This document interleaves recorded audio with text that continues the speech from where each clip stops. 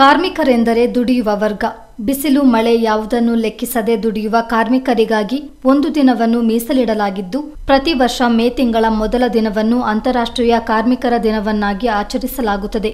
ಕಾರ್ಮಿಕರ ಹಕ್ಕುಗಳ ಬಗ್ಗೆ ಜಾಗೃತಿ ಮೂಡಿಸುವುದು, ಶೋಷಣೆಯಿಂದ ರಕ್ಷಿಸುವುದು ಈ ದಿನದ ಉದ್ದೇಶ. ಕೊಡ್ಲಿಪೇಟೆ ಗ್ರಾಮ ಪಂಚಾಯಿತಿಯ ನೌಕರ ವರ್ಗದವರು ಗ್ರಾಮ ಪಂಚಾಯಿತಿ ಕಚೇರಿಯಲ್ಲಿ ಕಾರ್ಮಿಕರ ದಿನವನ್ನು ಆಚರಿಸಿದರು.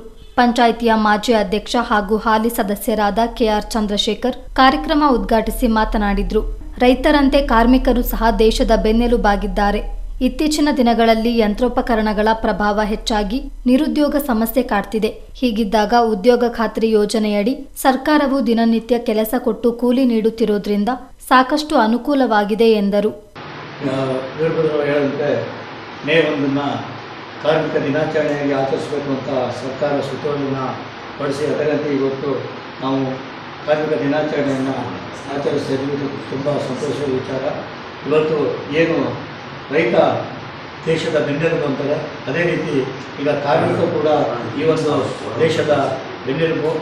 ಆದರೆ ಇತ್ತೀಚಿನ ದಿನಗಳಲ್ಲಿ ಏನು ಯಂತ್ರೋಪಕರಣಗಳು ಬಂದು ಈಗ ಕಾರ್ಮಿಕರಿಗೆ ಒಂದು ನಿರುದ್ಯೋಗದ ಸಮಸ್ಯೆ ಕಾಡ್ತಾ ಇತ್ತು. ಅಂಥ ಒಂದು ಸಂದರ್ಭದಲ್ಲಿ ಸರ್ಕಾರವು ಒಂದು ಉದ್ಯೋಗ ಖಾತ್ರಿಯ ಯೋಜನೆ ಅಡಿಯಲ್ಲಿ ವಾರಕ್ಕೆ ಇಷ್ಟು ಕೂಲಿಯನ್ನು ಕೊಡಬೇಕು ಅಂತೇಳಿ ನಿಗದಿ ಮಾಡಿ, ಸಂಬಳವನ್ನು ನಿಗದಿ ಮಾಡಿ ಕೊಟ್ಟಿರುತ್ತಾರೆ. ತುಂಬ ಒಂದು ಸಂತೋಷದ ವಿಷಯ.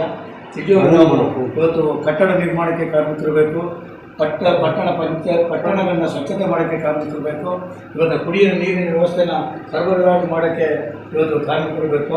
ಕಾರ್ಮಿಕರ ಅವಶ್ಯಕತೆ ಎಷ್ಟು ಅನ್ನೋದು ಎಲ್ಲ ಮನಗಂಡಿದ್ದಾರೆ. ಆ ಮನಗಂಡೇ ಇಂಥ ಒಂದು ಬೆನ್ನೆಲುಬಿನ ವರ್ಗಕ್ಕೆ ಒಂದು ಒಂದು ದಿನವನ್ನು ಗೊತ್ತು ಮಾಡಬೇಕಂತ ಸರ್ಕಾರ ಮೇ 1ನೇ ತಾರೀಕು ಈ ಒಂದು ದಿನಾಚರಣೆ ಮಾಡಬೇಕು ಅಂತ ಮಾಡಿ ಇವತ್ತು ಆಚರಣೆ ಮಾಡ್ತಾ ಇದ್ವಿ. ಈ ಒಂದು ಸಂದರ್ಭದಲ್ಲಿ ನಮಗೆಲ್ಲರಿಗೂ ಒಳ್ಳೆಯದಾಗಲಿ ಅಂತ ಹಾರೈಸ್ತಾ ಇದ್ದೀನಿ. ಜೈ ಹಿಂದ್, ಜೈ ಕರ್ನಾಟಕ. ಸುವಿಸ್ತಾರವಾಗಿ ನೀಟಾಗಿ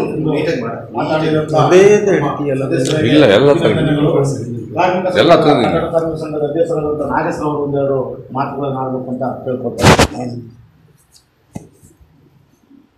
ಈ ಸಂದರ್ಭ ಕಟ್ಟಡ ಕಾರ್ಮಿಕ ಸಂಘದ ಅಧ್ಯಕ್ಷ ನಾಗೇಶ್, ನೌಕರ ಸಂಘದ ಅಧ್ಯಕ್ಷರು, ಉಪಾಧ್ಯಕ್ಷರು ಮತ್ತಿತರರು ಇದ್ದರು.